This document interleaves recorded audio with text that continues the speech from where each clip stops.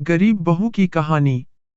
कहानी है मीना की, जो एक छोटे से गांव की गरीब लेकिन स्वाभिमानी लड़की थी। उसके पिता खेतों में मजदूरी करते थे और माँ घरों में काम करके किसी तरह घर चलाती थी।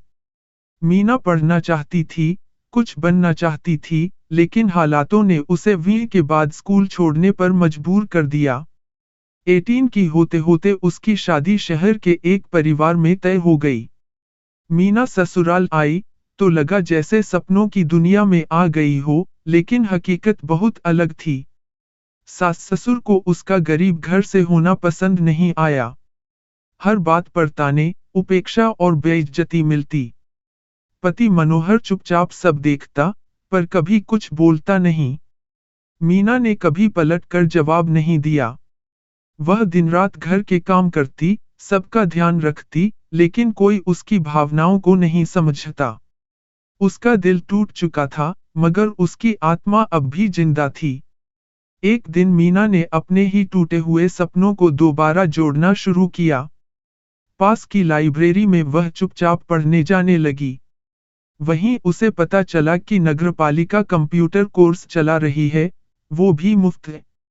वह हर दिन काम खत्म करके वहां जाती और पढ़ाई करती। धीरे धीरे मीना ने कंप्यूटर और टाइपिंग में अच्छा हुनर हासिल कर लिया। उसने एक छोटी सी ऑनलाइन टाइपिंग की नौकरी शुरू की।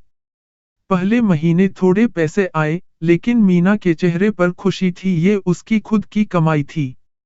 फिर एक दिन उसका सारा परिवार अचानक चौंक गया। मीना को एक स्थानीय कंपनी से ऑफिस असिस्टेंट की नौकरी का प्रस्ताव आया। वह अब घर चलाने में मदद करने लगी। उसका आत्मविश्वास लौट आया। अब वह सिर्फ एक बहू नहीं थी, वह घर की शक्ति बन चुकी थी। मीना की सास अब उसे बेटी कहकर बुलाती है। और मनोहर, अब वह उसकी आंखों में गर्व से देखता है। मीना ने सिखाया कि हालात चाहे जैसे भी हों, अगर जज्बा हो तो नई शुरुआत हमेशा मुमकिन है।